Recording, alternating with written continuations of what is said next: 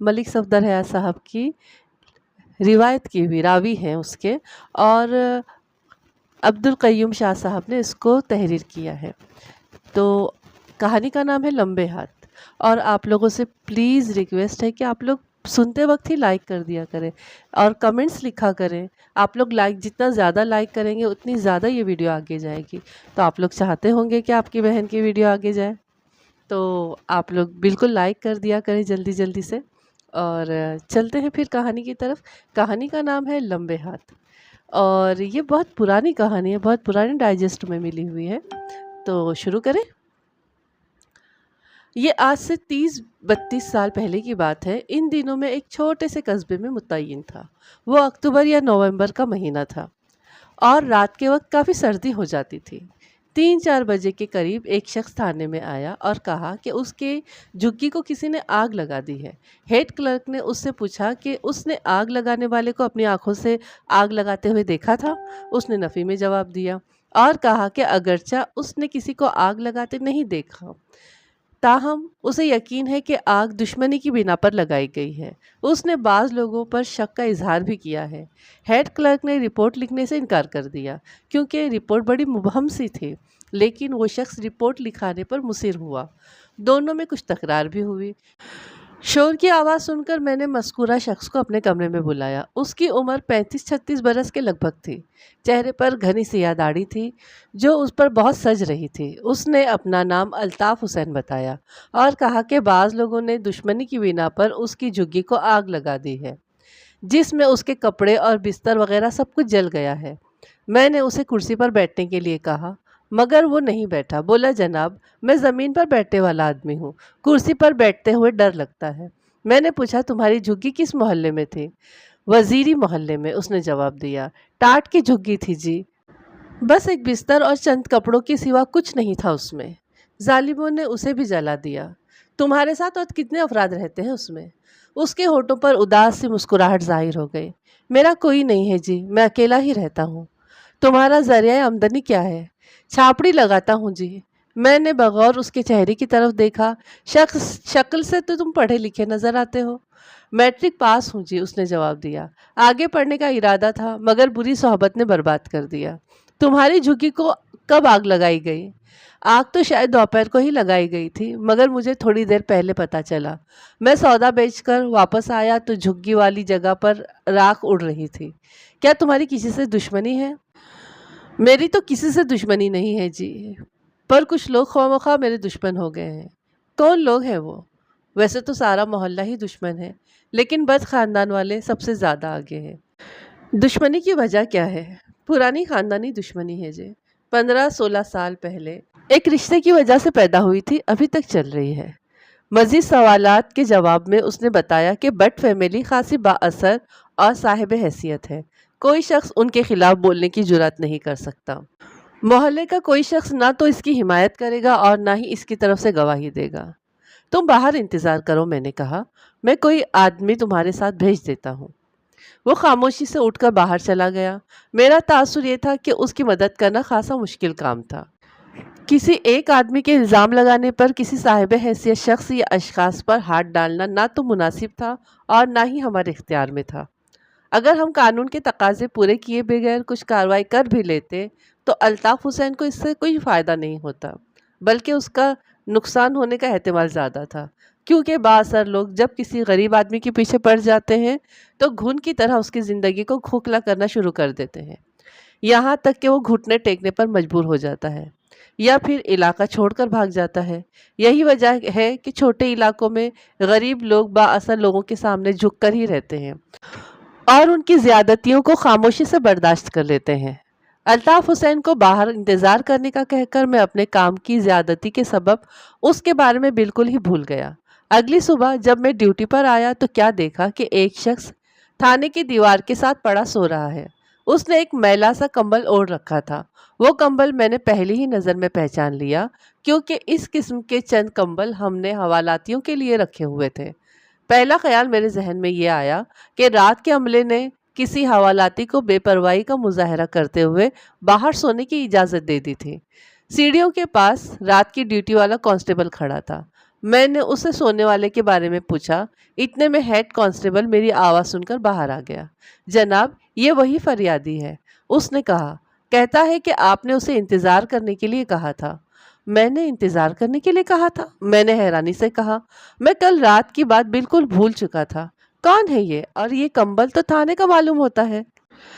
جناب، اس نے اپنا نام الطاف حسین بتایا ہے، ہیڈ کانسٹیبل نے کہا۔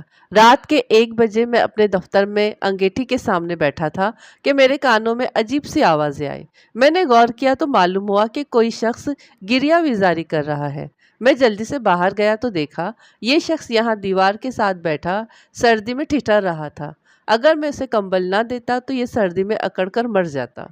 میں نے ہیڈ کانسٹیبل کا کندھا تھپتھپایا۔ شاباش، تم نے بہت اچھا کام کیا۔ شکریہ سر، یہ تو میرا انسانی فرض ہے۔ میں دل میں شرمندہ ہوا کہ میں نے ایک فریادی کو انتظار کرنے کے لیے کہا اور پھر اس کو بالکل ہی فراموش کر دیا۔ میری غفلت کی وجہ سے اسے رات بھر سردی میں ٹھٹرنا پڑا۔ میں نے دن کی ڈیوٹی والے ایک سپاہی کو بلا کر کہا، یہ شخص جو سویا ہوا ہے اس کا خیال رکھو، کوئی اسے جگائے نہیں۔ جب یہ جاگ جائے تو اسے میرے حساب سے ناشتہ کرواؤ اور پھر اسے میرے پاس بھیج دو۔ یہ کہہ کر میں اپنے کمرے میں چلا آیا۔ تقریباً 1.5-2 گھنٹے بعد سپاہی الطاف حسین کو میرے کمرے میں لایا۔ جناب، آپ کی بڑی مہربانی، الطاف حسین نے کہا۔ آپ کے آدمی بڑے مہربان اور خدا ترس ہیں۔ انہوں نے رات کو مجھے کمبل دیا۔ رات بڑے آرام سے گزری۔ صبح آپ کی نوازش سے ناشتہ بھی مل گیا۔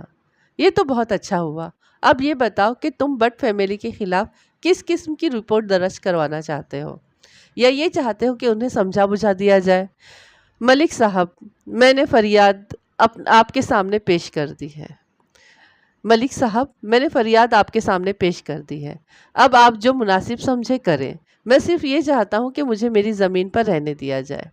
میرا مطلب ہے جس جگہ تمہاری جھگی تھی وہ تمہاری اپنی زمین ہے؟ ہاں جی، ابا جی کے انتقال کے بعد اب یہ میری زمین ہے۔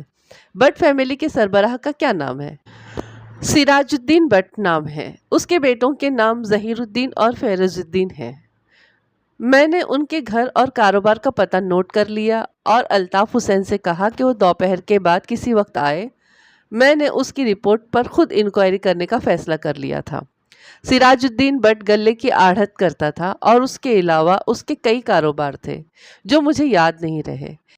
11 بجے کے قریب میں اپنے کاموں سے فارغ ہو کر ایک ASI کو ہمراہ لیا اور اس جگہ پہنچ گیا جہاں الطاف کی جھگی تھی۔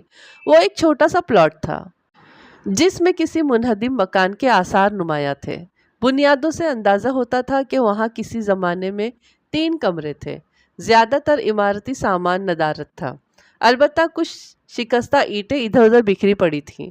4 دیواری کے آثار موجود تھے مگر اینٹیں غائب تھیں۔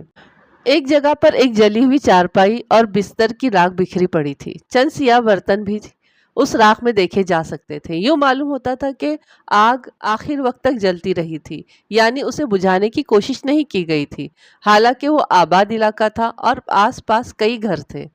آگ ایسی چیز نہیں ہے جو کسی کو نظر نہ آئے۔ گویا الطاف کا یہ بیان صحیح معلوم ہوتا تھا کہ آگ دشمنی کی بنا پر لگائی گئی تھی اور آگ لگانے والے سامنے کھڑے ہو کر تماشا دیکھتے رہے تھے۔ میں نے آس پاس کے چند دروازے کھٹکھٹائے اور آگ کے بارے میں پوچھا۔ اس وقت مرد کاموں پر گئے ہوئے تھے اور گھروں میں زیادہ تر عورتیں تھیں۔ کسی نے بھی تسلی بخش جواب نہیں دیا۔ نیز میں نے اندازہ لگایا کہ الطاف حسین کے بارے میں کسی کی بھی رائے اچھی نہیں تھی۔ ایک گھر میں ایک باریش ریٹائرڈ شخص مل گیا۔ اس کا نام غالباً سلیم اللہ تھا۔ اس کی عمر 70 برس کے لگ بھگ تھی۔ وہ انسپیکٹر آف اسکالر کے عہدے سے ریٹائر ہوا تھا اور خاصا باتونی آدمی تھا۔ رسمی کلمات کے بعد اس نے ہمیں بیٹھک میں بیٹھایا اور اپنی نواسی کو چائے بنانے کے لیے کہا۔ باتوں کے دوران پتہ چلا کہ اس گھر میں اس کی اکلوتی بیٹی اور اس کے بچے رہتے ہیں۔ بیٹھک میں بیٹھانے کے بعد اس نے کہا، اب حکم کریں، آپ کس سلسلے میں یہاں تشریف لائے ہیں؟ سلیم اللہ صاحب، آپ کے پڑوس میں کل ایک جھگی کو آگ لگ گئی تھی، میں نے کہا۔ کیا آپ اس معاملے میں کچھ روشنی ڈال سکتے ہیں؟ مجھے لوگ سبحانی صاحب کہتے ہیں، اس نے میرے سوال کا جواب دینے کے بجائے کہا۔ سبحانی میرا تخلص ہے، کبھی فرصت میں آپ کو اپنا کلام بھی سناؤں گا۔ جی، آپ نے کیا پوچھا؟ مجھے اپنا سوال دہرانا پڑا۔ اس نے انگوٹھے اور انگشت شہادت کو ملا کر ہاتھ کو جنبش دی۔ کسی نے کیا خوب کہا ہے، دل کے پھپولے جل اٹھے سینے کے داغ سے، اس گھر کو آگ لگ گئی گھر کے چراغ سے۔ قبلہ، میں شاعری سننے نہیں آیا، میں نے کہا، میں ڈیوٹی پر ہوں اور یہ جاننا چاہتا ہوں کہ اس جھگی میں آگ کیسے لگی تھی۔ آپ کے سوال کا ایسا جامع جواب کوئی اور نہیں دے سکتا، سبحانی نے کہا، لیکن آپ صاحب ذوق نہیں ہیں، لہٰذا تفصیل سے ہی سناتا ہوں۔ جس جھگی کے بارے میں آپ نے پوچھا ہے، اس کی جگہ 15-16 سال پہلے ایک ہستا بستا گھر آباد تھا۔ اس گھر کے مالک کا نام دلدار حسین تھا۔ تافو ان کا اکلوتا بیٹا تھا، یعنی گھر کا چشم و چراغ تھا۔ میں نے پوچھا، تافو کون؟ الطاف حسین عرف تافو، اس نے جواب دیا۔ اس کے علاوہ دلدار حسین کی ایک بیٹی تھی جو اب پتہ نہیں کہاں ہوگی۔ دلدار اور اس کی بیوی نے تافو سے بڑی امیدیں لگا رکھی تھی۔ لڑکے کی اٹھان بڑی اچھی تھی اور شروع میں بڑا اچھا جا رہا تھا۔ یہ میں آپ کو پاکستان بننے سے پہلے کی بات بتا رہا ہوں، ابھی دوسری جنگ عظیم شروع نہیں ہوئی تھی اور یہاں خوشحالی کا زمانہ تھا۔ بکرے کا گوشت 6-7 آنے سیر مل جایا کرتا تھا۔ میں نے اسے سیدھے راستے پر لانے کے لیے کہا، آپ تافو کی بات کر رہے تھے؟ ملک صاحب، یہ میرا آنکھوں دیکھا حال ہے۔ یہ لڑکا اچھا خاصا پڑھ رہا تھا، لیکن دیکھتے ہی دیکھتے اس کے طور طریقے بدلنے لگے۔ اس نے پڑھائی چھوڑ دی اور آوارہ لڑکوں کے ساتھ اٹھنے بیٹھنے لگا۔ گنڈا گردی اور بدماشی کو اپنا وتیرہ بنا لیا۔ شریف بہو بیٹیوں کو تاکنے لگا۔ کئی لوگوں نے اس کے باپ کے پاس اس کی شکایت کی، مگر اس نے کہا کہ وہ بے بس ہے، بیٹا اس کے قابو میں نہیں ہے۔ کوئی شریف آدمی تافو کے منہ لگنا پسند نہیں کرتا تھا۔ سنا ہے کہ اس کی منگنی بچپن میں ہی ہو گئی تھی، کسی دور کے رشتے دار تھے، اب بھی اسی محلے میں رہتے ہیں۔ اتنے میں ایک عورت چائے لے کر اندر آئی۔ اس کی عمر 45-40 کے قریب ہوگی۔ وہ چائے رکھ کر جانے لگی تو سلیم نے کہا، سلطانہ بیٹی، تمہیں یاد ہوگا تافو کی منگنی کس لڑکی کے ساتھ ہوئی تھی؟ سلطانہ نے قدر تعامل کرتے ہوئے کہا، اس کا نام عائشہ تھا۔ بدقسمت لڑکی کو ایک دن کا سہاگ بھی نصیب نہیں ہوا۔ میں نے پوچھا، کیا الطاف نے اسے طلاق دے دی تھی؟ نہیں جی، عائشہ کے ماں باپ نے الطاف سے منگنی توڑ دی تھی اور بعد میں سراج الدین کے بیٹے منیر سے اس کی شادی کر دی تھی، لیکن ظالم نے پہلی ہی رات اسے قتل کر دیا۔ کس نے کسے قتل کر دیا؟ الطاف نے منیر الدین کو قتل کر دیا اور خنجر سمیت تھانے پہنچ گیا۔ اوہ، کیا اسے سزا نہیں ہوئی؟ عمر قید ہو گئی تھی، اب چند روز پہلے رہا ہو کر آیا ہے۔ محلے کا کوئی شخص اسے منہ لگانا پسند نہیں کرتا۔ اس کی جھگی کو بھی اسی لیے ہی جلایا گیا ہے کہ وہ یہاں رہ نہ سکے۔ نفرت اپنی جگہ پر ہے، میں نے کہا، لیکن کوئی انسان کسی دوسرے انسان سے اس کا معاشرتی حق نہیں چھین سکتا۔ جو شخص اپنے جرم کی سزا بھگت چکا ہو، اسے مزید سزا نہیں دینا چاہیے۔ معلوم ہوتا ہے کہ سلطانہ کے دل میں الطاف کے لیے کچھ ہمدردی موجود تھی۔ میری بات سے حوصلہ پا کر اس نے کہا، سچ پوچھیں تو الطاف کو بہت سزا مل چکی ہے، بیچارے کا سارا گھر ہی اجڑ گیا۔ اس کی گرفتاری کی خبر سنتے ہی اس کے والد کا ہارٹ فیل ہو گیا۔ الطاف کو پولیس نے جیل بھیج دیا اور گھر میں اس کی بوڑھی ماں اور چھوٹی بہن رہ گئی۔ بہن کا نام عاصمہ تھا اور اس وقت اس کی عمر 10-11 سال کے قریب ہوگی۔ اس کی ماں نے گزارے کے لیے لوگوں کے گھروں میں کام کرنا شروع کر دیا۔ وہ اپنے بیٹے کی رہائی کے لیے رو رو کر دعائیں مانگا کرتی تھی۔ میں کبھی کبھی ملنے کے لیے اس کے گھر چلی جاتی تھی۔ وہ کہا کرتی تھی کہ اس کا بیٹا بے گناہ ہے، اسے سزا نہیں ہوگی، لیکن قانون ماں کے جذبات کی کب پرواہ کرتا ہے؟ میں نے پوچھا، جس منیر الدین سے عائشہ کی شادی ہوئی تھی، کیا وہ سراج الدین بٹ کا بیٹا تھا؟ سلیم اللہ نے جواب دیا، اسی کا بیٹا تھا۔ اچھے کھاتے پیتے لوگ ہیں، لیکن ان میں تکبر بہت ہے۔ جب عدالت نے تافو کو عمر قید کی سزا سنائی تو ان لوگوں کو بہت افسوس ہوا تھا، کیونکہ یہ لوگ اسے پھانسی کے پھندے پر دیکھنا چاہتے تھے۔ سلطانہ نے کہا، ابا جی، آپ کو یاد ہے اسی رات الطاف کے گھر میں آگ لگ گئی تھی، کچھ بھی باقی نہیں بچا تھا، عاصمہ کے ہاتھ اور چہرہ جھلس گیا تھا۔ آگ کیسے لگی تھی؟ میں نے پوچھا۔ کسی نے تھانے میں رپورٹ نہیں لکھوائی؟ رپورٹ کون لکھواتا جی؟ سلطانہ نے کہا، 2 کمزور عورتوں کو آج کل پوچھتا ہی کون ہے؟ میں نے پوچھا، یہ دونوں ماں بیٹیاں آج کل کہاں ہیں؟ عاصمہ اور اس کی ماں آگ لگنے کے چند روز بعد یہ محلہ چھوڑ کر کہیں چلی گئی۔ اس کے 1.5-2 سال بعد یہ خبر سنی تھی کہ عاصمہ کی ماں کا انتقال ہو گیا ہے۔ اس کے بعد عاصمہ کا کوئی پتہ نہیں چلا۔ ہو سکتا ہے وہ اپنے کسی رشتہ دار کے پاس چلی گئی ہو۔ جہاں تک مکان کا تعلق تھا، اس میں کتے اور بلیاں رہنے لگیں۔ لوگ آہستہ آہستہ تمام کام کی چیزیں نکال کر لے گئے۔ سلیم اللہ زبانی نے کہا، اسے کہتے ہیں اس گھر کو آگ لگ گئی گھر کے چراغ سے۔ اگر بیٹا بے راہ و روی اختیار نہ کرتا تو یہاں تک نوبت نہ پہنچتی۔ آج اس کھنڈر کے بجائے یہاں ایک خوش و خرم گھرانہ آباد ہوتا۔ عائشہ کہاں رہتی ہے؟ میں نے پوچھا۔ کیا اس کی دوسری شادی ہو چکی ہے یا تنہا زندگی گزار رہی ہے؟ اس کے ساتھ بھی عجیب ظلم ہوا ہے، سلطانہ نے کہا۔ منیر الدین کے قتل کے بعد اس کے سسرال والوں نے کہا کہ عائشہ ان کے گھر کی عزت ہے اور انہی کے گھر میں رہے گی۔ جب اس کی عدت کے دن پورے ہو گئے تو اس کی شادی منیر الدین کے چھوٹے بھائی ظہیر الدین سے کر دی گئی۔ اس پر سب لوگوں نے اس کی تعریف کی، لیکن کچھ ہی عرصے کے بعد ظہیر الدین نے ایک اور شادی کر لی۔ کہتے ہیں کہ دوسری شادی کے بعد ظہیر الدین اور اس کے گھر والوں نے عائشہ کے ساتھ بہت برا سلوک کرنا شروع کر دیا۔ جن لوگوں کا ان کے گھر آنا جانا ہے وہ کہتے ہیں کہ عائشہ کی حالت نوکروں سے بھی بدتر ہے۔ وہ سارے گھر کا کام کرتی ہے اور اسے گھر سے باہر جانے کی اجازت نہیں ہے اور نہ ہی وہ کسی سے مل سکتی ہے۔ یہاں تک کہ وہ گھر والوں کے ساتھ بیٹھ کر ایک دسترخوان پر کھانا بھی نہیں کھا سکتی۔ کیا عائشہ کے ماں باپ کو ان باتوں کا علم نہیں ہے؟ سلیم اللہ نے جواب دیا۔ جب مخمل میں ٹاٹ کا پیوند لگتا ہے تو پھر یوں ہی ہوتا ہے۔ عائشہ کے والدین بہت غریب ہیں۔ شادی اس لیے ہو گئی کہ لڑکی خوبصورت تھی، اب بھگت رہے ہیں۔ لڑکی کا دکھ ان کی آنکھوں کے سامنے ہے مگر کچھ نہیں کر سکتے۔ اتنی ہمت نہیں ہے کہ لڑکی کو گھر بٹھا لیں۔ باپ کا کچھ عرصے قبل ہی انتقال ہو گیا ہے۔ اس افسوسناک کہانی میں دو باتیں بڑے واضح تھیں۔ پہلی بات تو یہ کہ الطاف کے مکان کو اور بعد میں جھگی کو جو آگ لگائی گئی تھی اس میں بٹ خاندان کا صاف ہاتھ تھا، اور دوسری بات صاف یہ واضح تھی کہ الطاف نے تو صرف ایک شخص کو قتل کیا تھا مگر ان لوگوں نے ایک پورے خاندان کو قتل کر دیا تھا۔ میں سلیم اللہ کے گھر سے اٹھ کر سیدھا سراج الدین بٹ کے گھر پہنچ گیا۔ میری دستک کے جواب میں جس عورت نے دروازہ کھولا وہ ملازمہ معلوم ہوتی تھی۔ میں نے اس سے پوچھا کہ کیا گھر میں کوئی مرد ہے؟ اس نے نفی میں سر ہلا دیا۔ مرد سارے کام پر گئے ہوئے ہیں۔ میں نے اس سے پوچھا کیا تم ملازمہ ہو؟ اس نے بجھی ہوئی آواز میں کہا، ملازمہ ہی سمجھ لیجیے۔ میں نے تنقیدی نظروں سے اس کا جائزہ لیا۔ اس کی عمر 30 برس سے زیادہ تھی۔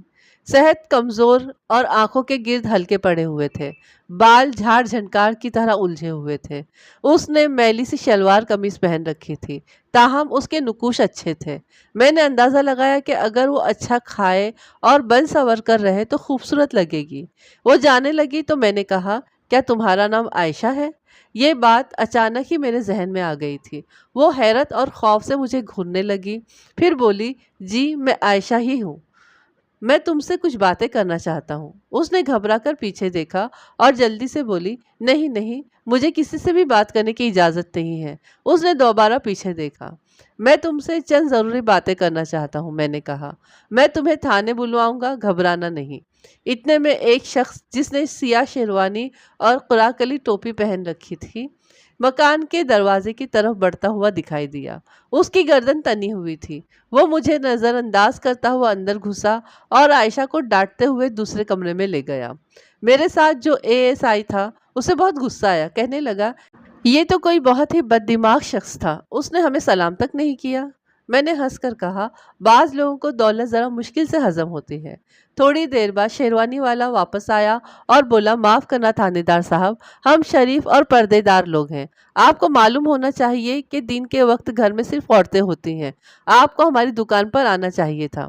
بوقت ضرورت دکان پر بھی آئیں گے، میں نے کہا۔ آپ کا کیا نام ہے؟ مجھے ظہیر الدین بٹ کہتے ہیں، اس نے کہا۔ آپ کیسے تشریف لائے؟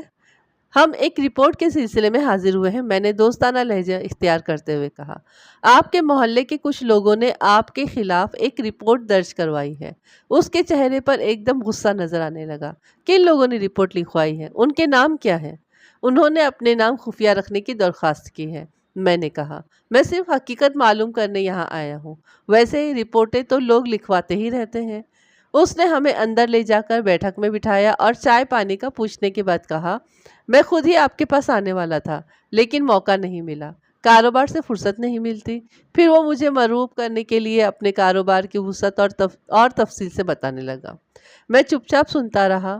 میں نے ابھی تک الطاف حسین کا نام نہیں لیا تھا، مجھے یقین تھا کہ وہ خود ہی اس کا ذکر کرے گا۔ کچھ دیر ڈینگے مارنے کے بعد اس نے کہا، کہیں یہ رپورٹ تافو بدماش نے تو نہیں لکھوائی؟ میں انجان بن گیا۔ تافو بدماش کون ہے؟ میں نے اس کا نام پہلے کبھی نہیں سنا۔ اس اثنا میں اندرونی دروازے کے پاس کسی عورت کی جھلک دکھائی دی۔ ظہیر الدین مجھ سے معذرت کر کے اندر گیا اور تھوڑی دیر بعد واپس آ گیا۔ بولا، تافو بڑا چھٹا ہوا بدماش ہے۔ اس نے 16 سال پہلے میرے بڑے بھائی کو قتل کر دیا تھا۔ اسے عمر قید ہو گئی تھی، چند روز پہلے رہا ہو کر آیا ہے۔ عادی مجرم ہے، کئی ڈکیتیاں کر چکا ہے۔ اس کا پورا نام الطاف حسین ہے۔ اوہ، تو لوگوں نے اس کی جھگی کی رپورٹ لکھوائی تھی؟ اس نے بھویں سکیڑی۔ کن لوگوں نے رپورٹ لکھوائی ہے؟ میں نے اس کی بات کو نظر انداز کرتے ہوئے حیرت سے کہا، کسی نے اس بات کا ذکر ہی نہیں کیا کہ وہ قاتل ہے۔ آپ نے بڑا اچھا کیا۔ میں نے دانستہ بات ادھوری چھوڑ دی۔ یہ ذو معنی فکرہ تھا۔ اس کے 2 معنی ہو سکتے تھے۔ پہلا یہ کہ آپ نے اچھا کیا کہ اس کی جھگی کو آگ لگا دی، اور دوسرا یہ کہ آپ نے اچھا کیا کہ مجھے اس کے بارے میں بتا دیا۔ میری توقع کے عین مطابق اس کا خیال اسی بات کی طرف گیا جو اس کے ذہن میں گردش کر رہی تھی۔ دیکھیں جی، ہم ایک قاتل اور بدماش کو اپنے محلے میں کیسے برداشت کر سکتے ہیں؟ اس نے کہا، اگر میرا بس چلتا تو میں اسے جھگی کے اندر بند کر کے آگ لگا دیتا۔ ہمارے ابا جی ذرا نرم دل آدمی ہیں، کہنے لگے جھگی نہیں رہے گی تو وہ خود ہی علاقہ چھوڑ کر چلا جائے گا۔ گویا اس نے آگ لگانے کا اعتراف کر لیا تھا۔ اب صرف چند گواہوں کی ضرورت تھی۔ اس اثنا میں بھاری جوڑے میں ملبوس زیوروں میں لدی پھندی ایک فیشنیبل خاتون پھل اور کچھ کھانے پینے کی چیزیں لے کر کمرے میں داخل ہوئی۔ اس نے مجھے سلام کیا اور پھل وغیرہ میز پر رکھنے لگی۔ اس کی عمر 30 سال کے آس پاس معلوم ہوتی تھی۔ خاصی صحت مند اور سرخ و سفید عورت تھی۔ یہ آپ کی بھابھی فرخندہ ہے، ظہیر نے تعارف کروایا، اور فرخندہ یہ ہمارے علاقے کے تھانے دار ہیں۔ فرخندہ نے مسکرا کر میری طرف دیکھا اور دوپٹہ ٹھیک کر کے صوفے پر بیٹھ گئی۔ میں نے انجان بنتے ہوئے کہا، محلے والوں نے تو آپ کی بیوی کا نام عائشہ بتایا تھا۔ فرخندہ شوخ نظروں سے اپنے شوہر کی طرف دیکھتے ہوئے بولی، وہ ان کی پہلی غلطی تھی۔ ظہیر خسیانہ سے ہو گیا، ملک صاحب، عالم الغیب تو اس پاک پروردگار کی ذات ہے۔ انسان کو تو راستہ اور واسطہ پڑھنے کے بعد ہی پتہ چلتا ہے۔ تھوڑی دیر کے بعد 2 سرما قسم کے نوجوان کمرے میں آئے اور سلام کر کے ایک طرف بیٹھ گئے۔ دونوں نے بڑی بڑی مونچھیں رکھی ہوئی تھیں اور کثرتی جسم کے مالک تھے۔ ظہیر نے دونوں کا تعارف نہیں کروایا، مگر گفتگو کے دوران ایک کو شیر علی اور دوسرے کو عمر دین کہہ کر مخاطب کیا۔ کچھ غیر ضروری باتوں کے بعد میں نے کہا، بٹ صاحب، بات یہ ہے کہ ہیڈ کلرک نے میری بے خبری میں رپورٹ درج کر لی ہے۔ اب اسے ختم تو نہیں کیا جا سکتا۔ یہ تو آپ کے بائیں ہاتھ کا کام ہے ملک صاحب، شیر علی نے کہا۔ میں نے تو سنا ہے کہ تھانے میں پورا بندہ ہی غائب ہو جاتا ہے۔ ایک ورک کی رپورٹ کی کیا حقیقت ہے جی؟ پھاڑ کر پھینک دے، معاملہ رفع دفع کرے۔ کیوں جناب بٹ صاحب؟ بٹ نے کہا، تو چپ بیٹھا رہے، ملک صاحب خود سمجھدار ہیں۔ ہم سے جو خدمت ہوگی ہم وہ کر دیں گے، یہ تو گھر کی ہی بات ہے۔ فرخندہ نے کہا، ملک صاحب، کسی دن آپ اپنی بیگم کو ساتھ لے کر آئیں، مجھے تھانے دار کی بیوی سے ملنے کا بہت شوق ہے۔ میں نے گلا صاف کرتے ہوئے کہا، بٹ صاحب، آپ ایسا کریں، 2 بکروں کا نام لکھوا دیں، ہمیں تھوڑی بہت ضابطے کی کارروائی تو کرنا ہی پڑے گی۔ ظہیر بٹ شیر علی اور عمر دین کی طرف اشارہ کر کے بولا، 2 بکرے تو یہ بیٹھے ہیں، لیکن پہلے آپ مجھے یہ تو بتائیں کہ رپورٹ لکھوانے کی جرات کی کس نے ہے؟ کس کو اتنی جرات ہوئی ہے؟ وقت آنے پر سب کچھ بتائیں گے، فی الحال تو رپورٹ ختم کرنا ہے۔ نام ایسے افراد کے بتائیں جو موقع پر موجود تھے۔ میں نہیں چاہتا کہ آپ کے آدمیوں کو کوئی تکلیف ہو۔ موقع پر تو یہ بھی موجود تھے، ظہیر نے کہا، لیکن میں آپ کو 2 اصلی قربانی کے بکروں کے نام دے دیتا ہوں۔ ایک تو محمد اکرم کا نام لکھ لے اور دوسرا شبیر احمد کا۔ محمد اکرم لوہار ہے اور شبیر موچی۔ ان دونوں کو بے شک آگے پیش کر دیں، یہ دونوں موقع پر بھی موجود تھے۔ میں نے ان دونوں کے نام اور پتے نوٹ کر لیے۔ ظہیر بٹ کو پورا یقین ہو گیا تھا کہ میری ہمدردیاں اس کے ساتھ ہیں۔ وہ میرے ساتھ ہر طرح کا تعاون کرنے پر تیار تھا۔ میں نے اٹھتے ہوئے کہا، بٹ صاحب، آپ نے بہت تعاون کیا ہے، ایک چھوٹا سا کام اور کر دیں۔ حکم کرے جناب۔ میں نے شیر علی اور عمر دین کی طرف اشارہ کر کے کہا، آپ کے آدمی خاصے ہوشیار اور دلیر معلوم ہوتے ہیں، ان سے کہیں کہ اکرم لوہار اور شبیر احمد موچی کو تھانے پہنچا دیں۔ شیر علی نے چٹکی بجائی، یہ تو کوئی مسئلہ ہی نہیں ہے جناب، بس آپ کی نظر کرم چاہیے، جس کی طرف آپ اشارہ کر دیں گے وہ آپ کے قدموں میں حاضر کر دیں گے۔ ہم سلام کر کے رخصت ہو گئے۔ ایک بات میرے ذہن میں بہت الجھن پیدا کر رہی تھی، وہ یہ کہ اس گھر میں عائشہ کے ساتھ اتنا گھٹیا سلوک کیوں کیا جا رہا تھا؟ نیز ظہیر نے عائشہ کے ضمن میں یہ کیوں کہا تھا کہ انسان کو راستہ اور واسطہ پڑھنے کے بعد ہی پتہ چلتا ہے؟ عائشہ سے کون سی ایسی غلطی ہو گئی تھی جس کی بنا پر اس کے ساتھ قیدیوں کا سا سلوک کیا جا رہا تھا؟ تھانے پہنچ کر میں نے 2 ہوشیار سپاہیوں کو سادہ لباس میں ظہیر بٹ کے گھر کی نگرانی کے لیے بھیج دیا اور انہیں تاکید کی کہ ظہیر بٹ کی نقل و حرکت پر نظر رکھیں۔ نیز اگر کوئی مشکوک آدمی گھر میں داخل ہوتا یا گھر سے نکلتا دکھائی دے تو اس کا بھی خیال رکھیں۔ ایک بات یقینی تھی کہ ظہیر بٹ اس بات کی جستجو ضرور کرے گا کہ اس کی رپورٹ کس نے درج کروائی تھی۔ تقریباً 1.5 گھنٹے بعد شیر علی اور عمر دین اکرم لوہار اور شبیر احمد موچی کو تھانے میں لے آئے۔ اکرم لوہار کالے رنگ کا ایک طویل جثہ شخص تھا۔ اس نے کھدر کی قمیص اور دھوتی پہن رکھی تھی۔ شبیر موچی درمیانی عمر کا ایک مسکین سا شخص تھا۔ اس نے کمرے میں آتے ہی مجھے صحت و سلامتی کی دعا دی اور پوچھا کہ اسے تھانے میں کیوں بلایا گیا ہے۔ اکرم لوہار کچھ نہیں بولا۔ شیر علی اور عمر دین نے بڑی گرم جوشی سے میرے ساتھ ہاتھ ملایا اور جھومتے جھامتے کمرے سے نکل گئے۔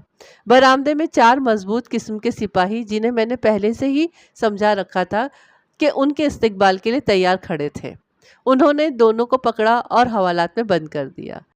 شیر علی شور مچاتا رہا کہ اصل ملزم اندر تھانے دار کے کمرے میں ہے، لیکن سپاہی گونگے بہرے بن گئے۔ انہوں نے ان کی بات کا کوئی جواب نہیں دیا، نہ ہی ان کی کوئی بات سنی۔ جب یہ شور تھما تو میں نے اکرم لوہار اور شبیر موچی سے کہا، اوئے مجھے رپورٹ ملی ہے کہ تم دونوں نے ایک غریب آدمی کی جھگی کو آگ لگا دی ہے۔ شبیر نے ہاتھ جوڑے، حضور ہم نے کسی کی جھگی کو آگ نہیں لگائی، ہم تو خود غریب اور مزدور لوگ ہیں۔ اکرم لوہار نے کہا، جناب ہماری تو کسی سے دشمنی نہیں ہے، ہم نے کبھی ایسی حرکت نہیں کی، ہماری ساری زندگی اس محلے میں گزری ہے، آپ جس سے چاہیں ہمارے بارے میں پوچھ لیں، پوچھنے کے بعد ہی تو بلایا ہے، سب کچھ سچ سچ بتا دو۔ حضور رپورٹ کس نے لکھوائی ہے؟ واہ بھئی واہ، ابھی تک تو تمہیں یہ بھی نہیں پتا چلا کہ رپورٹ کس نے لکھوائی ہے؟ تمہاری رپورٹ ظہیر نے لکھوائی ہے، ظہیر بٹ نے۔ شیر علی اور عمر دین نے تمہارے خلاف گواہی دی ہے۔ وہ دونوں نے پریشان نظروں سے ایک دوسرے کی طرف دیکھا۔ ہم خدا کو حاضر ناظر جان کر کہتے ہیں کہ ہم نے آگ نہیں لگائی، اکرم لوہار نے کہا۔ پورا محلہ جانتا ہے کہ ہماری تافو سے کوئی دشمنی نہیں ہے، آپ بے شک تافو کو بلا کر پوچھ لیں۔ تمہیں یہ کیسے پتا چلا کہ تافو کی بات کر رہا ہوں میں؟ آگ اسی کی جھگی میں لگی تھی جناب۔ تمہیں تو سب کچھ پتا ہے، میں نے کہا۔ جب آگ لگی تو اس وقت تم کہاں تھی؟ میں اپنی دکان پر تھا جناب۔ میں نے شبیر موچی سے پوچھا، وہ کہاں تھا؟ اس نے جواب دیا، وہ بھی اپنی دکان پر تھا۔ جب تم دونوں نے آگ لگنے کی خبر سنی تو کیا کیا؟ کچھ نہیں جناب، اکرم لوہار نے تامل کرتے ہوئے کہا۔ ہم بھی اور لوگوں کی طرح کام چھوڑ کر تافو کی جھگی کی طرف چلے گئے۔ وہاں ظہیر بٹ، شیر علی اور عمر دین کے علاوہ اور کون کون تھا؟ حضور وہاں بہت سارے لوگ اکٹھا ہو گئے تھے، شبیر موچی نے کہا۔ ان میں عورتیں اور بچوں کی تعداد زیادہ تھی، مرد 8-10 ہی ہوں گے۔ میرے پوچھنے پر انہوں نے کافی تذبذب کے بعد 5 آدمیوں کے نام بتائے۔ میں نے اسی وقت ایک ASI کو بلایا اور اس سے کہا کہ وہ چند سپاہیوں کو ساتھ لے جائے اور ان 5 آدمیوں کو تھانے میں لے کر حاضر کرے۔ اس کے جانے کے بعد میں نے اکرم لوہار اور شبیر موچی سے پوچھا، آگ کس نے لگائی تھی؟ انہوں نے جواب دیا کہ وہ کچھ نہیں جانتے۔ ان کی گفتگو سے اندازہ ہو رہا تھا کہ وہ بات کو چھپانے کی کوشش کر رہے تھے۔ میں نے ڈرایا، دھمکایا اور کہا کہ اگر وہ سچ نہیں بولیں گے تو ان کے خلاف کیس بن جائے گا۔ اس کے بعد انہیں ایک طرف بینچ پر بٹھا دیا۔ کچھ دیر بعد ظہیر بٹ 5 آدمیوں کے ہمراہ تھانے پہنچ گیا۔ اسے یہ خبر مل گئی تھی کہ میں نے اس کے آدمیوں کو حوالات میں بند کر دیا ہے۔ اس کے ساتھ جو لوگ آئے تھے ان میں اس کا باپ سراج الدین اور چھوٹا بھائی فیروز الدین بھی تھا۔ اس کے علاوہ میونسپل کمیٹی کا چیئرمین بھی تھا، اس کا نام انعام الحق تھا اور میری اس سے اچھی بول چال تھی۔ میں نے سراج الدین اور انعام الحق کو اندر بلا لیا، باقیوں کو باہر ہی انتظار کرنے کے لیے کہا۔ سراج الدین کی عمر 65 برس کے لگ بھگ تھی۔ اس نے داڑھی رکھی ہوئی تھی اور آسودہ حالی اس کے چہرے سے آیا تھی۔ تعارف اور رسمی کلمات کے بعد انعام الحق نے کہا، ملک صاحب سنا ہے آپ نے بٹ صاحب کے 2 بندے اندر کر دیے ہیں؟ میں نے انجان بھر کر کہا، بٹ صاحب آپ کے بیٹے نے آپ کو کچھ نہیں بتایا؟ اس نے یہی بتایا کہ آپ تافو کی جھگی میں لگنے والی آگ کی تفتیش کر رہے ہیں۔ میں نے رازدارانہ لہجے میں کہا، وہ نادان میری بات نہیں سمجھا۔ بات یہ ہے کہ میں آپ کی پوزیشن کے علاوہ اپنی پوزیشن بھی صاف رکھنا چاہتا ہوں۔ ظہیر نے تافو کی جو ہسٹری بتائی ہے، اس کے بعد آپ قدرتی طور پر اس کا اپنے پڑوس میں رہنا برداشت نہیں کر سکتے۔ ظہیر نے مجھے بتایا ہے کہ اس نے آپ کے مشورے سے تافو کی جھگی کو آگ لگائی تھی۔ سراج الدین نے حیرت سے آنکھیں جھپکائی۔ میں میونسپل کمیٹی کے چیئرمین کے سامنے اس کے بیٹے کے اقبال جرم کا حال بیان کر رہا تھا۔ اس نے جھنجھلا کر بیٹے کو گالی دی اور کہا، اس سودائی کو یہ بتانے کی کیا ضرورت تھی؟ میں نے کہا، آپ میری بات تو سنیں، لوگوں کا منہ بھی تو بند کرنا ہے۔ میں نے شیر علی اور عمر دین کو محض دکھاوے کے لیے بند کیا ہے۔ اس سے ہم کم از کم یہ تو کہہ سکتے ہیں کہ ہم نے تفتیش پوری کی ہے۔ آپ فکر نہیں کریں، آپ کے آدمی آپ کے گھر پہنچ جائیں گے۔ سراج الدین نے ایک نئی بات مجھے بتائی۔ اس نے کہا، اگر ہم نے تافو کی جھگی کو آگ بھی لگائی ہے تو ہمارے خلاف کیس نہیں بن سکتا، کیونکہ جس زمین پر اس نے جھگی بنائی تھی وہ ہماری ہے۔ اگر آپ حکم کریں تو ہم جھگی اور جلے ہوئے سامان کی قیمت ادا کر سکتے ہیں۔ اس کی ماں نے یہ زمین ہمارے ہاتھ فروخت کر دی تھی۔ میں سمجھ گیا کہ وہ جھوٹ بول رہا تھا، تاہم میں نے بے پرواہی سے کہا، پھر تو مسئلہ ہی حل ہو گیا۔ اپنی چار دیواری کے اندر تو کبھی کبھی قتل بھی معاف ہو جایا کرتے ہیں۔ تھوڑی دیر بعد سراج الدین نے کہا، میں ذرا شیر علی اور عمر دین سے ملنا چاہتا ہوں۔ آپ بڑی خوشی سے مل لیں، میں نے کہا، لیکن ایک بات کا خیال رکھیں، ہمارے درمیان جو بات چیت ہوئی ہے اس کا ان سے ہرگز ذکر نہ کریں۔ نادان لڑکے ہیں، ایسا نہ ہو کہ لوگوں کے سامنے ڈینگے مارتے پھریں۔ اس سے آپ کی پوزیشن بھی خراب ہوگی اور ہماری بھی۔ میرے ماتحت بھی یہ باتیں نہیں جانتے ہیں۔ اس نے وعدہ کیا کہ وہ ایسی کوئی بات نہیں کرے گا۔ میں نے ایک سپاہی بلا کر اس کے ساتھ کر دیا۔ انعام الحق بھی اٹھنے لگا، لیکن میں نے اسے باتوں میں لگا لیا۔ دراصل میں اس کے ساتھ علیحدگی میں بات کرنا چاہتا تھا۔ سراج الدین کے جانے کے بعد میں نے اس سے کہا، انعام صاحب، آپ کی اس خاندان کے ساتھ کتنی پرانی دوستی ہے اور آپ ان کی خاطر کس حد تک جا سکتے ہیں؟ اس نے ہنس کر کہا، ملک صاحب، دوستی ووستی کوئی نہیں ہے، بس دنیا داری نبھانی پڑتی ہے۔ بس میں یہی سننا چاہتا تھا۔ میں نے کہا، انعام صاحب، دنیا داری سب کو نبھانی پڑتی ہے، لیکن کوئی کسی کی خاطر آگ میں ہاتھ نہیں ڈالتا۔ بات یہ ہے کہ جس شخص کی جھگی جلائی گئی ہے وہ غریب اور بے سہارا آدمی ہے۔ یہ بھی ٹھیک ہے کہ اس نے 15-16 سال پہلے سراج الدین کے بیٹے کو قتل کیا تھا، لیکن وہ اس کی سزا بھگت چکا ہے۔ اب کسی کو اس کا حقہ پانی بند کرنے کی اجازت نہیں دی جا سکتی۔ ایسا کرنے کا مطلب یہ ہوگا کہ ہم اسے دوبارہ جرم کرنے پر مجبور کر رہے ہیں۔ انعام الحق نے اس بات میں سر ہلایا۔ میں آپ سے 100% متفق ہوں، میں نے بات جاری رکھتے ہوئے کہا۔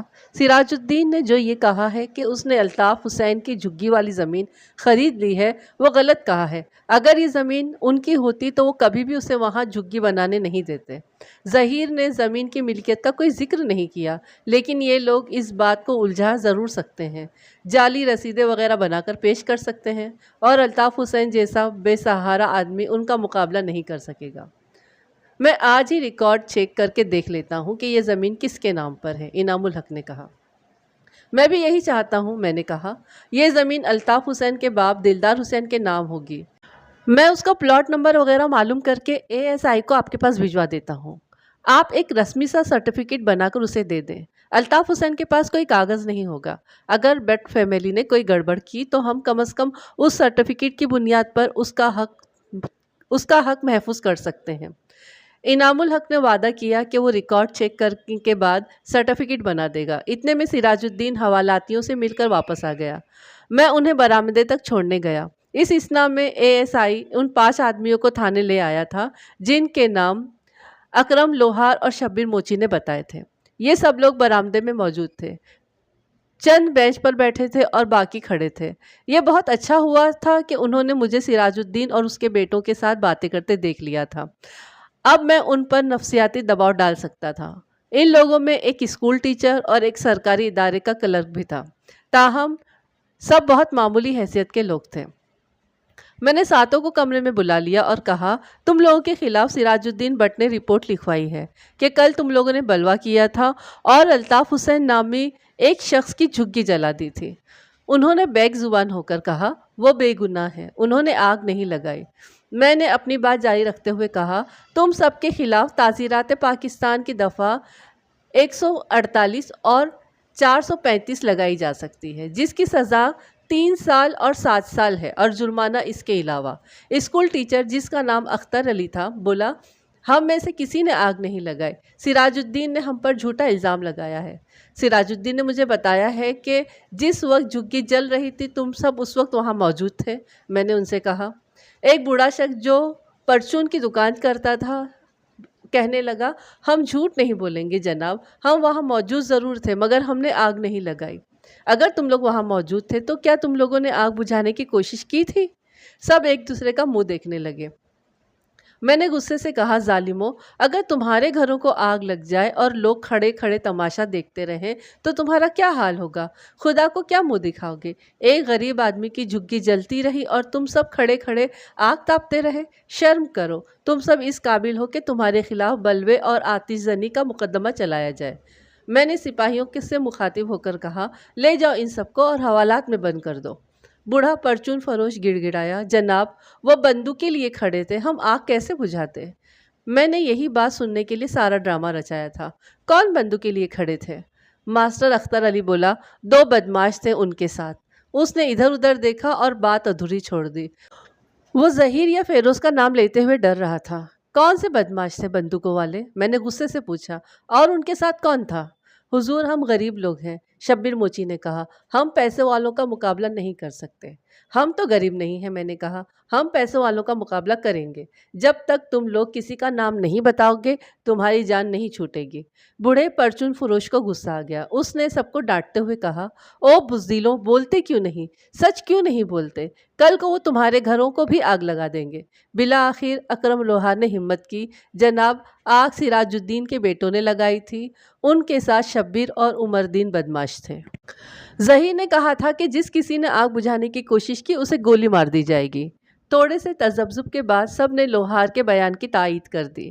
میں نے ان کا بیان لکھوایا اور پرچہ کاٹنے کے بعد انہیں گھر جانے کی اجازت دے دی۔ اگلے روز انعام الحق نے زمین کا سرٹیفکیٹ بنا کر دے دیا۔ جیسا کہ میں نے اندازہ لگایا تھا وہ زمین دلدار حسین کے ہی نام تھی، لیکن اس سے پہلے ایک واقعہ پیش آیا۔ جن دو سادہ لباس سپاہیوں کو میں نے ظہیر بٹ کے گھر کی نگرانی پر مامور کیا تھا وہ بھی ایک خبر لے کر آ گئے تھے۔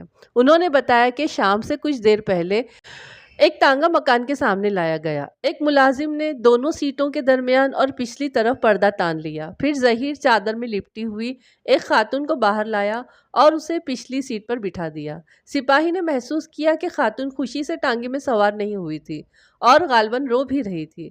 اس کے بعد ظہیر خود بھی پچھلی سیٹ پر بیٹھ گیا اور تانگا روانہ ہو گیا۔ دونوں سپاہیوں نے آپس میں مشورہ کیا اور ایک سپاہی سائیکل پر ان کے پیچھے روانہ ہو گیا۔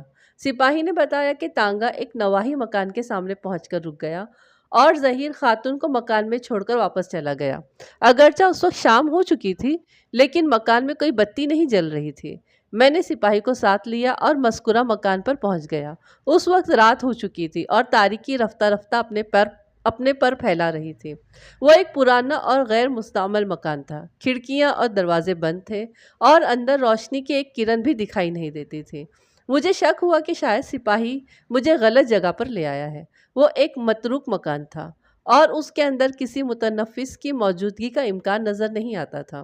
میرے دل میں خدشہ بھی پیدا ہوا، پتہ نہیں ظہیر کس عورت کو وہاں لایا تھا اور اس کا کیا مقصد تھا۔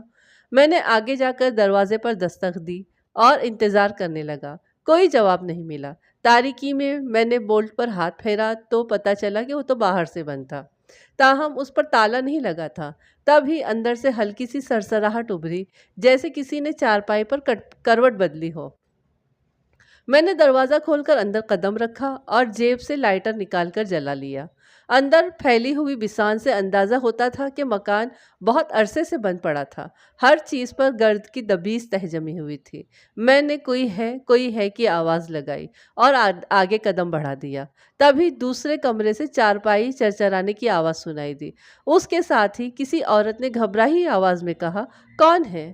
میں نے درمیانی دروازے میں جا کر دوسرے کمرے میں لائٹر کی روشنی ڈالی۔ چارپائی کے پاس بکھرے بالوں والی ایک عورت کھڑی تھی۔ اس نے منہ پر ہاتھ رکھا تھا اور اس کی آنکھیں خوف کے باعث باہر نکلی ہوئی تھیں۔ اس کے حلق سے کسی بھی وقت چیخ نکل سکتی تھی۔ لائٹر کی روشنی میں اس کا دیوار پر لرزنے والا سایہ اس سے بھی زیادہ خوفناک لگ رہا تھا۔ میں نے اسے تسلی دینے والے انداز میں کہا، بی بی، تم اس گھر میں اکیلے کیا کر رہی ہو؟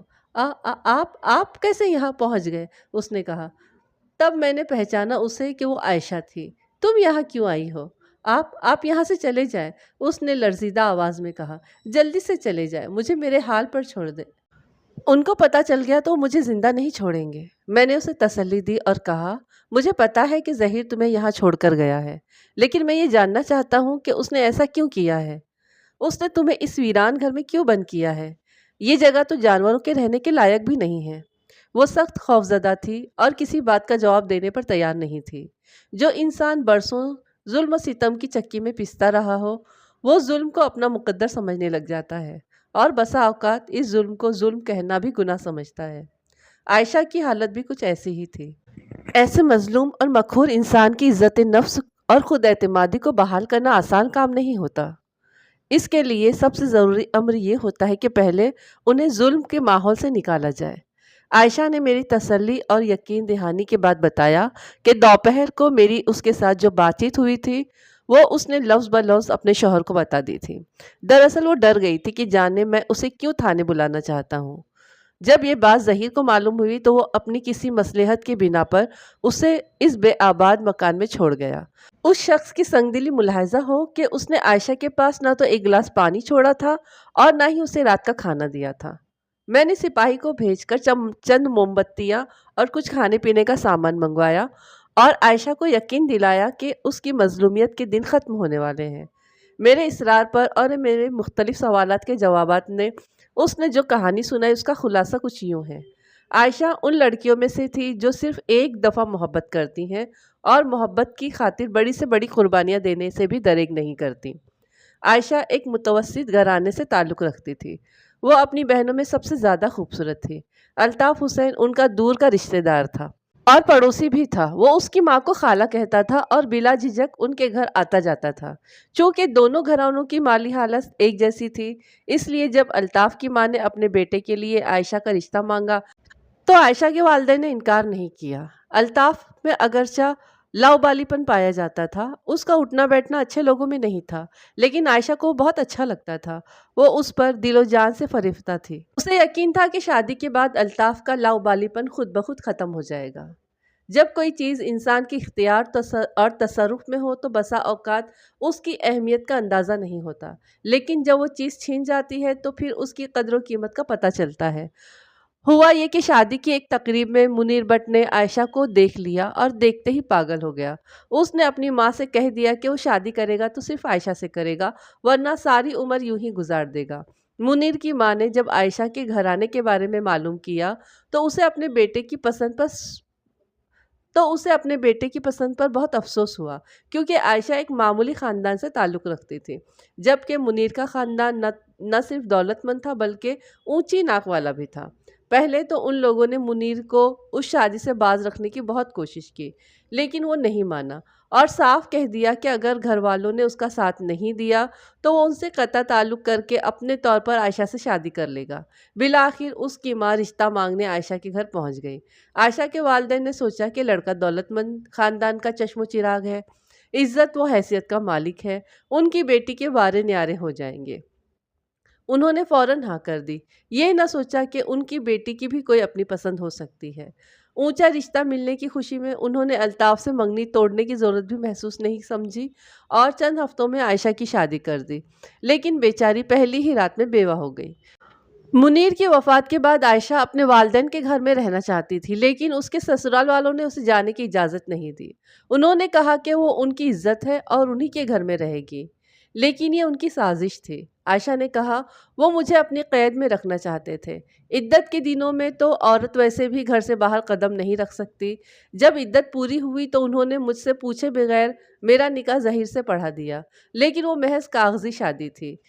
کیا تمہارے والدین نے کبھی تمہارے سسرال والوں سے باز پرس نہیں کی؟ میں نے اس سے پوچھا۔ میرے ابا بہت سیدھے آدمی تھے، وہ کسی کے سامنے آنکھ اٹھا کر بات نہیں کر سکتے تھے۔ البتہ امی نے کئی دفعہ سسرال والوں سے جھگڑا کیا، لیکن کچھ حاصل نہیں ہوا، بلکہ میرے ساتھ اور زیادہ سختی کی جانے لگی۔ لڑکی کا خاندان اگر کمزور ہو تو وہ زور آور سسرال والوں سے مقابلہ نہیں کر سکتا۔ لیکن یہ لوگ تمہارے ساتھ ایسا ظلم کیوں کر رہے ہیں؟ میں نے اس سے پوچھا۔ وہ کہتے ہیں کہ میں منحوس ہوں، ڈائن ہوں، میں نے آتے ہی ان کے بیٹے کو نگل لیا۔ وہ رونے لگی، اس نے میرے پیر پکڑ لیے۔ آپ میری مدد کر سکتے ہیں، خدا کے لیے مجھے اس ظالم خاندان سے نجات دلا دیں۔ میں ساری زندگی آپ کا احسان یاد رکھوں گی۔ میں نے اسے پیروں کو چھونے سے منع کیا اور چارپائی پر بٹھانے کے بعد کہا، کیا تم اب بھی الطاف کو پسند کرتی ہو؟ اس نے اپنی آنکھیں نیچی کر کے اسبات میں گردن ہلا دی۔ میں صرف الطاف کی وجہ سے زندہ ہوں۔ میں نے سوچ لیا تھا کہ اگر اسے پھانسی ہو گئی تو میں بھی خودکشی کر لوں گی۔ تمہیں پتا ہے کل ظہیر نے اس کی جھگی میں آگ لگا دی تھی؟ میں نے اس سے کہا۔ وہ بری طرح چونک گئی، اس کی آنکھیں چمکنے لگی۔ اس نے بے چینی کے ساتھ میرا ہاتھ پکڑ لیا۔ کیا الطاف کی سزا پوری ہو گئی ہے؟ کیا وہ رہا ہو کر آ گیا ہے؟ وہ کہاں ہے؟ خدا را مجھے اس کے پاس لے چلے۔ میں 15 سال سے اس کی رہائی کا انتظار کر رہی ہوں۔ یہ لوگ کہتے تھے کہ اسے عمر قید ہوئی ہے، وہ کبھی رہا نہیں ہوگا، لیکن میرا دل کہتا تھا کہ ہم ضرور ملیں گے۔ اللہ نے میری فریاد سن لی ہے۔ اس نے 15 سال کی قید با مشقت کاٹی ہے اور میں 16 سال سے قید با مشقت کاٹ رہی ہوں۔ اب اللہ نے چاہا تو میں بھی رہا ہو جاؤں گی۔ میں نے اسے سمجھاتے ہوئے کہا، تمہیں تھوڑا صبر سے کام لینا پڑے گا۔ جہاں 15-16 سال صبر کیے ہیں اور وہاں تھوڑا سا انتظار اور کر لو۔ میں آپ کی منت کرتی ہوں، مجھے الطاف کے پاس لے چلے، میں اب اور انتظار نہیں کر سکتی۔ وہ گڑ گڑانے لگی۔ میں نے اسے کہا کہ تمہیں یہ نہیں بھولنا چاہیے کہ تم ظہیر کی منکوحہ ہو۔ قانونی طور پر تم اس کی بیوی ہو۔ الطاف سے تمہارا کوئی رشتہ نہیں ہے۔ میں کسی غیر قانونی معاملے میں تمہاری مدد نہیں کر سکتا، کیونکہ میں قانون کی حفاظت کے منصب پر فائز ہوں۔ میں ایک تو تمہارے لیے وکیل کا بندوبست کرتا ہوں اور دوسرے تمہارے سسر کو سمجھاتا ہوں کہ وہ یہ زیادتی ختم کر دے۔ اگر سیدھے طریقے سے بات نہ بنی تو پھر کوئی اور ترکیب سوچنا پڑے گی۔ مجھے امید ہے کہ معاملہ بخیر و خوبی طے ہو جائے گا۔ ان باتوں سے کچھ حاصل نہیں ہوگا، اس نے کہا۔ یہ لوگ بہت ظالم ہیں، ان پر کوئی نصیحت اثر نہیں کرے گی۔ اگر ان پر نصیحت اثر نہیں کرے گی تو دوسرا طریقہ اختیار کرنا پڑے گا۔ اگر تم کہو تو میں کسی سپاہی کی بیوی کو تمہارے پاس بھیج دیتا ہوں، میں نے اسے سمجھاتے ہوئے کہا۔ نہیں، میں ایسے ہی ٹھیک ہوں۔ ظہیر نے کہا تھا کہ وہ کل مجھے واپس لے جائے گا۔ پھر وہ مجھ سے الطاف کے بارے میں سوالات کرنے لگی۔ جب اسے پتا چلا کہ الطاف کے پاس سونے کے لیے بستر بھی نہیں ہے تو وہ اندر گئی اور ایک پرانا سا بستر جھاڑ کر لے آئی۔ میں نے اسے کہا بھی کہ ہم الطاف کے لیے بستر کا بندوبست کر دیں گے، مگر وہ نہیں مانی اور زبردستی بستر ہمارے سپرد کر دیا۔ میں نے سپاہی کو تانگا لانے کے لیے بھیج دیا تھا۔ عائشہ ہمارے جاتے جاتے بھی الطاف کے بارے میں سوالات کرتی رہی۔ وہ کس حال میں ہے، رات کہاں گزارتا ہے، اس کی صحت کیسی ہے، کام کیا کرتا ہے۔ اس وقت مجھے خیال نہیں آیا کہ وہ کریت کریت کا سوالات کیوں کر رہی تھی۔ کاش اس وقت تھوڑا سا غور کر لیتا تو مجھے اس کے ارادے کا علم ہو جاتا اور میں ایک المناک سانحے کی روک تھام کر لیتا۔ میں نے تانگے میں بستر رکھا اور ہم واپس آ گئے۔ الطاف حسین برآمدے میں موجود تھا۔ جب میں نے اسے عائشہ کا دیا ہوا بستر دیا تو وہ اپنے جذبات کو قابو میں نہ رکھ سکا اور بے اختیار رونے لگا۔ اس وقت چونکہ کافی دیر ہو چکی تھی، اس لیے میں چند منٹ تھانے میں ٹھہر کر گھر چلا گیا تھا۔ دوسرے روز میں نے سب سے پہلا کام یہ کیا کہ 4 سپاہیوں کو ایک ASI کی نگرانی میں ظہیر اور اس کے چھوٹے بھائی فیروز کی گرفتاری کے لیے بھیج دیا۔ وہ 1 گھنٹے کے اندر دونوں کو گرفتار کر کے لے آئے۔ ظہیر کے بارے میں پتہ چلا کہ اس نے سپاہیوں کو گالیاں دی تھی اور انہیں خطرناک نتائج کی دھمکیاں بھی دی تھی، جس کی وجہ سے سپاہیوں نے اس کی تھوڑی سی مرمت کر ڈالی تھی۔ ظہیر نے کہا کہ وہ مجھ سے علیحدگی میں بات کرنا چاہتا ہے، لیکن میں نے اس کی بات ماننے سے انکار کر دیا اور اسے اس کے بھائی کی سمیت حوالات میں بند کر دیا، جس میں اس کے 2 بدمعاش ملازم بند تھے۔ تھوڑی دیر بعد سراج الدین 2 بااثر آدمیوں کو ساتھ لے کر تھانے پہنچ گیا۔ میں نے سپاہیوں سے کہہ دیا تھا کہ اسے 1-8 گھنٹہ برآمدے میں نروس ہونے دیں اور کہہ دیں کہ تھانے دار صاحب بہت مصروف ہیں۔ جو 2 بااثر سفارشی اس کے ساتھ آئے تھے ان سے میں نے ملاقات کر لی اور انہیں اطمینان دلا کر رخصت کر دیا۔ 1 گھنٹے کے بعد میں نے سراج الدین کو اپنے کمرے میں بلایا۔ اس کے چہرے پر سخت برہمی پائی جاتی تھی۔ اس نے آتے ہی احتجاج شروع کر دیا اور کچھ دھمکی آمیز گفتگو بھی کرنے لگا۔ میں نے اس کے بیٹوں کو حوالات سے بلایا۔ सिराज उद्दीन को तो मैंने कुर्सी पेश की, मगर ज़हीर और फ़ेरोज़ को खड़े रखा। जो 2 सिपाही उन्हें हवाला से निकाल कर लाए थे, उन्हें उनके दाएं-बाएं खड़ा कर दिया। मलिक साहब, आपने हमारे साथ सख्त ज़्यादती की है, ज़हीर ने कहा, बल्कि धोखा दिया है। शायद आपको पता नहीं कि हमारी रसाई ऊपर तक है। हम किसी गंगू तेली की औलाद नहीं हैं। सिपाही ने पीछे से उसका कॉलर पकड़कर झटका दिया। बोला, ओए, अदब से बात कर। इस कमरे में मलिक साहब से ज़्यादा ऊंची आवाज़ में बात करने की किसी को इजाज़त नहीं है। सिराजुद्दीन ने कहा, जनाब, कल तो आपने हमें बहुत इत्मीनान दिलाया था, आज सुबह सुबह क्या हो गया है? बट साहब, हम कानून का तहफ़्फ़ुज़ करने की तनख्वाह लेते हैं। मैंने कहा, हमारा दोस्त वो है जो कानून का एहतराम करता है। आपके बेटों ने एक बेगुनाह की झुग्गी को नजर आतिश किया है। ताज़ीरात पाकिस्तान की दफ़ा 335 के तहत इस जुर्म की सज़ा 7 साल कैद बामुशक्क़त है।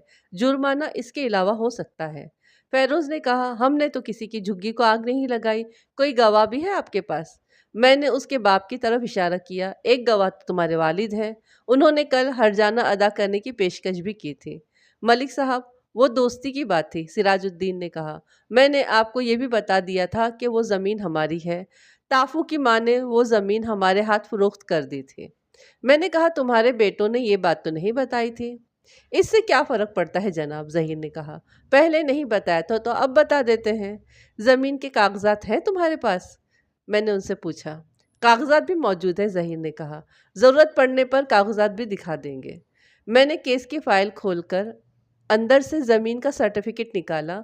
मैंने अल्ताफ़ हुसैन से इस बारे में बात की थी। वो कल शाम को मुझे ये सर्टिफिकेट दे गया है।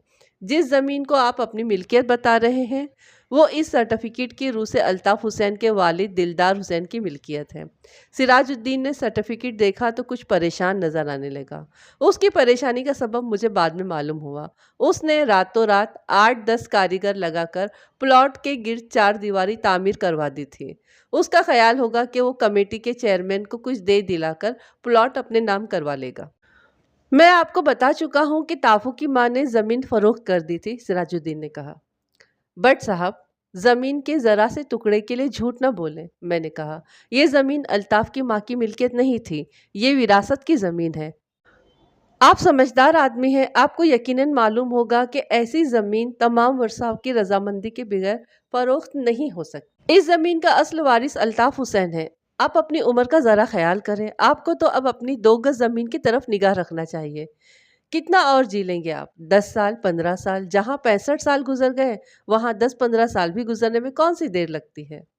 खैर, ज़मीन की बात छोड़ें, सिराजुद्दीन ने कहा। असल मामले की बात करें। मैंने फ़ेरोज़ की तरफ देखते हुए कहा, बच्चू, तुमने गवाहों का नाम पूछा है ना? मेरे पास पूरे 8 गवाह हैं और उनके तहरीरी बयान मौजूद हैं। 8 गवाह? सिराजुद्दीन ने हैरानी से कहा। हमारे मोहल्ले का कोई शख्स हमारे खिलाफ गवाही नहीं दे सकता। इस बात का तो अदालत में पता चलेगा कि कौन गवाही दे सकता है और कौन नहीं दे सकता, मैंने कहा। ज़हीर झिझकते हुए बोला, मलिक साहब, मालूम होता है कि इस मामले को आपने अपनी इज्जत का मसला बना लिया है। हालांकि बात कुछ भी नहीं है। अगर आप हमसे कोई जुर्माना वगैरह वसूल करना चाहते हैं तो साफ साफ बात करें।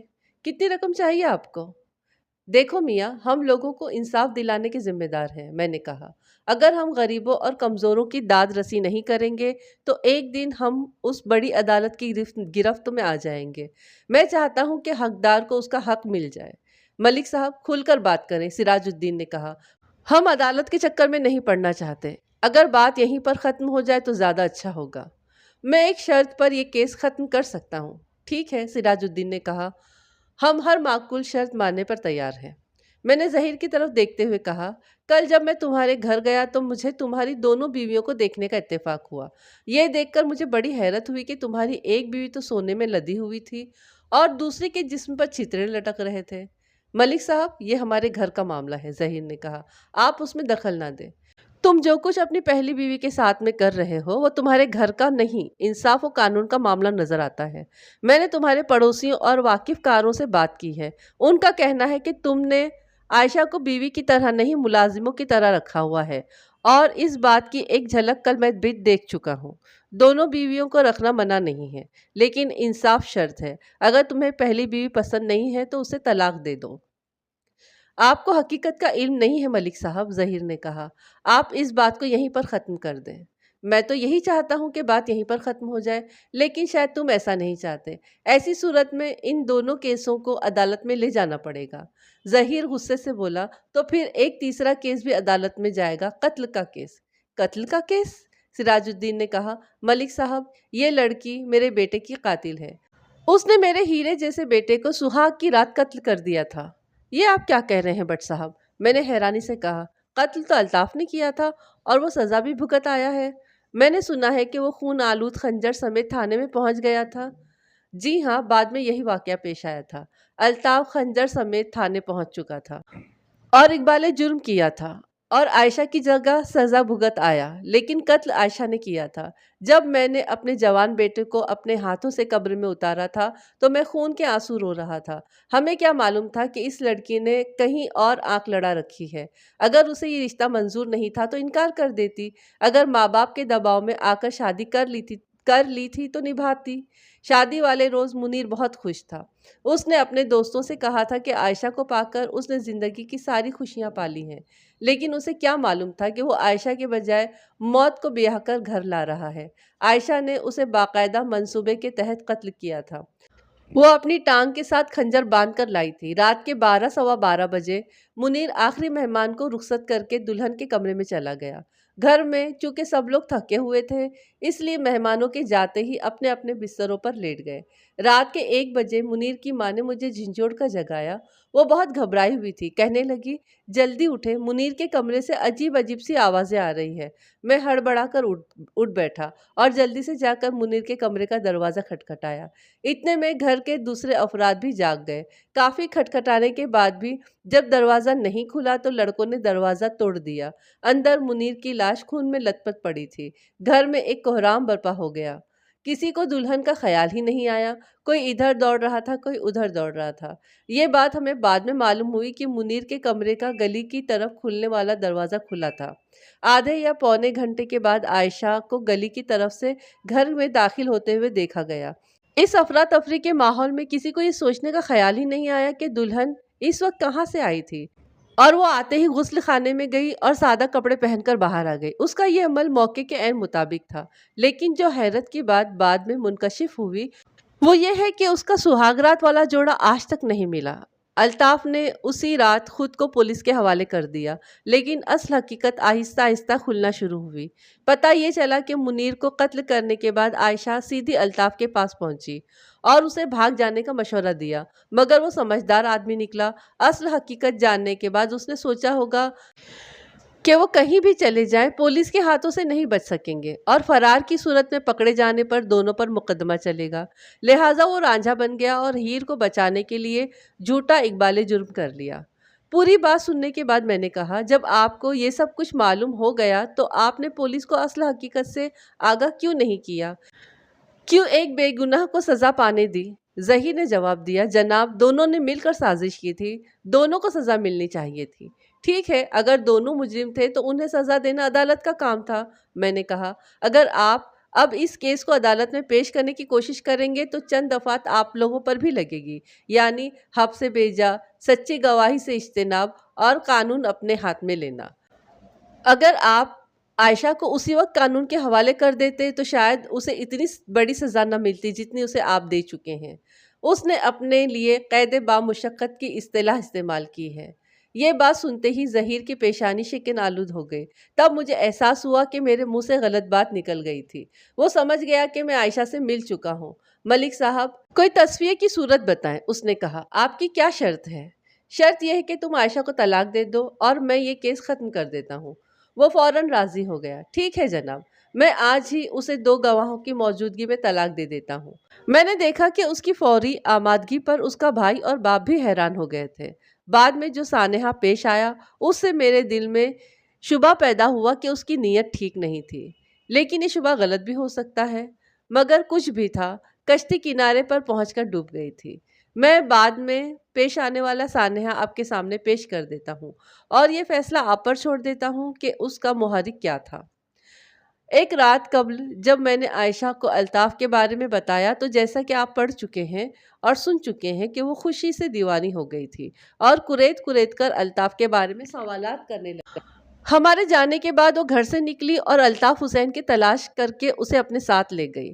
دونوں ساری رات فرار کا منصوبہ بناتے رہے، لیکن دونوں کے پاس ریل وغیرہ کے کرائے کے لیے رقم نہیں تھی، ورنہ وہ اسی رات فرار ہو جاتے۔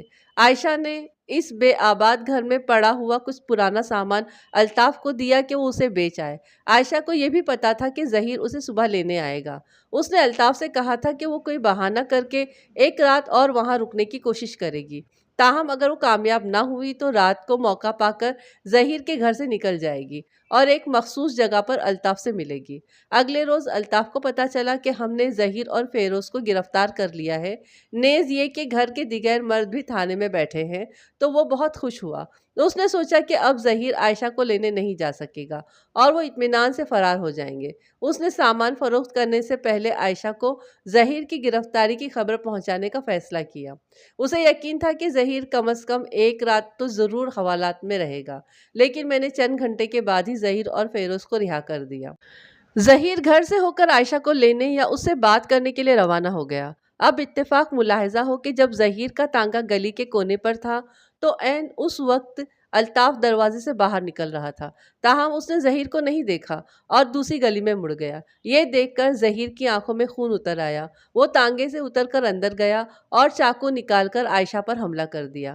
تانگے والا جو ابھی واپس نہیں گیا تھا، عائشہ کی چیخیں سن کر اندر کی طرف بھاگا۔ کچھ پڑوسی بھی جمع ہو گئے۔ عائشہ کے جسم پر نصف درجن سے زیادہ زخم آئے تھے۔ لوگوں نے اسے ٹانگے میں ڈال کر فوراً اسپتال پہنچا دیا، لیکن اس نے راستے میں ہی دم توڑ دیا۔ میں نے ظہیر کو دوبارہ گرفتار کر کے آلہ قتل برآمد کر لیا اور قتل عمد کا پرچہ کاٹ کر اسے حوالات میں بند کر دیا۔ اور یوں دولت کی چمک کے باعث محبت کی یہ کہانی خونی انجام پر اختتام پذیر ہوئی۔ عائشہ کی موت کے بعد الطاف نیم دیوانہ ہو گیا تھا۔ یہاں پر کئی سوالات پیدا ہوتے ہیں۔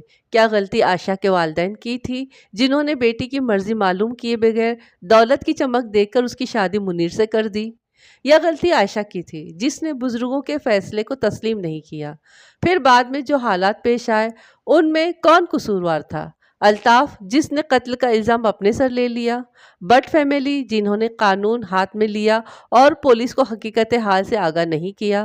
یا عائشہ، جس نے چند روز مزید صبر کرنے کے بجائے فرار کا پروگرام بنایا؟ یا ظہیر، جو اپنے جوش پر قابو نہ رکھ سکا؟ آپ کے پاس ان سوالوں کا کیا جواب ہے؟ اور میں بھی آپ لوگوں سے یہی سوال کرنا چاہتی ہوں، کیونکہ یہاں پر یہ کہانی ختم ہو چکی ہے اور میں بھی آپ لوگوں سے یہی سارے سوال کرنا چاہتی ہوں۔ آپ لوگ بالکل کمنٹس میں اس کا جواب لکھ سکتے ہیں کہ غلطی کس کی تھی، کہاں پر غلطی ہوئی تھی۔ میں اپنی رائے بتاتی ہوں۔ میرا ماننا یہ ہے کہ جب شادی کی بات فکس کرتے ہیں، جب شادی کی بات چلاتے ہیں تو لڑکا اور لڑکی سے پوچھ لینا چاہیے کہ بھئی ان کی کیا مرضی ہے، کیونکہ زندگی تو انہوں نے گزارنی ہے۔ اگر ان کو رشتہ پسند ہے تو ٹھیک ہے، اگر نہیں چاہتے ہیں تو نہیں کرنی چاہیے۔ ان کی پسند دیکھنی چاہیے، اگر ان کی پسند مناسب ہے تو اس سے کر دینا چاہیے، اور اگر نہیں مناسب ہے تو انہیں سمجھانا چاہیے کہ یہ بھئی یہ ساتھی آپ کے لیے ٹھیک نہیں، آگے آپ کے لیے پرابلم ہو سکتی ہے، سمجھا سکتے ہیں ہم انہیں۔ اور دوسری بات یہ ہے کہ جب بزرگوں نے نکاح کر دیا ہے تو نکاح ایسی چیز ہے تو اس کو مان لینا چاہیے تھا، عائشہ کو اس کو قبول کر لینا چاہیے تھا، وہ ایک زندگی بھی بچ جاتی ہے نا۔ ہو سکتا ہے کہ منیر کے ساتھ میں آگے جا کے اس کی زندگی ہنسی خوشی گزرتی اور الطاف کو بھول جاتی، اور الطاف بھی کسی اچھی جگہ پر کوئی اس کو اچھی جگہ پر اس کا بھی رشتہ ہو جاتا، کسی اچھی جگہ اس کی بھی شادی ہو جاتی۔ لیکن جن لوگوں کے پاس جو دولت ہوتی ہے نا، اور دولت ان کے سر پر چڑھ جاتی ہے، تو پھر وہ انسان نہیں رہتے، وہ خود کو انسان سمجھتے ہی نہیں ہیں، پھر وہ اپنے آپ کو کوئی اور مخلوق سمجھتے ہیں۔ تو یہاں پر یہ دولت کی بھی بات آ جاتی ہے۔ اور الطاف نے تو محبت میں وہ خون کا الزام اپنے سر لے لیا تھا، اب کیا کیا جا سکے، کوئی نہیں بول سکتے۔ ہاں، رہی صبر کی بات، ہاں اتنے سال اگر ان لوگوں نے صبر کیا تھا، عائشہ نے صبر کیا تھا اور یہ تو جیل میں ہی تھا، تو عائشہ کچھ اور وقت صبر کر لیتی تو سب کچھ ٹھیک ہو جاتا، کیونکہ اس کو طلاق تو وہ دینے تیار ہو گیا تھا، تو سب کچھ ٹھیک ہو جاتا۔ لیکن کیا ہوتا ہے نا کہ جب کوئی کسی حالات میں پڑ جاتا ہے، کسی مصیبت میں گرفتار ہو جاتا ہے، تو وہ چاہتا ہے کہ میں جلد سے جلد اس سے نکل جاؤں، اور ذرا سا بھی کہیں راستہ مل جاتا ہے تو فوراً وہاں سے نکلنے کی کوشش کرتا ہے، انجام کی پرواہ کیے بغیر۔ عائشہ نے بھی یہی کیا۔ اور کیا باقی بچتا ہے دیکھیں. ام، آ، آپ لوگ بتائیے، آپ لوگ بھی دیکھیے، آپ لوگ بھی سنیے، اور بالکل بتائیے کہ آپ لوگوں کے پاس کیا جواب ہے. ہاں، ظہیر کو بھی اپنے اوپر قابو رکھنا چاہیے تھا، کیونکہ جب اس نے طلاق دینے پر اپنی رضامندی دے دی تھی، تو پھر اسے طلاق دے دینی تھی. تو اتنے مطلب کہ جب دیکھ لیا تھا تو تھوڑا بہت صبر وہ بھی کر لیتا. جب اسے طلاق دینی تھی تو پھر وہ تو پتہ ہے کہ الطاف سے ہی شادی کرے گی، تو پھر اگر وہ صبر کر لیتا تو ایک خون اور ہونے سے بچ جاتا، اور یہ بھی جیل میں جانے سے بچ جاتا. اب وہ اپنی فیملی بھی، ابھی جو اس کی جو سجی سوری بیوی تھی، اب وہ اس کے بغیر کیا کرے گی بتائیے ذرا مجھے. چلیے آپ لوگ بتائیے اور کمنٹس لکھیے، اور سبسکرائب کریے، لائک کریے، شیئر کریے، سب کے ساتھ شیئر کریے، اپنے جتنے دوست ہیں، جتنے رشتہ دار، سب کے ساتھ شیئر کریے، اور اس ویڈیو کو آگے آگے آگے آگے بہت آگے پہنچائیے. تو آپ لوگ کریں گے نا؟ چلیے ٹھیک ہے. اپنا خوب خیال رکھیے، مجھے دعا میں یاد رکھیے، دعا کریے میری جلدی سے طبیعت ٹھیک ہو جائے. میں نے اس ویڈیو کو بھی بہت رک رک کر کیا، کیونکہ بیچ بیچ میں بہت زیادہ کھانسی شروع ہو جاتی ہے. آپ لوگوں کو محسوس ہوگا کہ میں بہت ضبط کر کر کے ریکارڈنگ کی ہے میں نے، اور کہیں بہت زیادہ کھانسی کا لگتا ہے تو پھر میں وہاں پر اسٹاپ کر کے پھر میں بہت زیادہ کھانس لیتی تھی، گرم پانی پی لیتی تھی، پھر شروع ہو جاتی تھی. تو آپ لوگ بالکل لائک کریے، سبسکرائب کریے، اور جڑے رہیے میرے ساتھ ایسے ہی. اپنا خیال رکھیے، دعا میں یاد رکھیے. السلام علیکم، اللہ حافظ.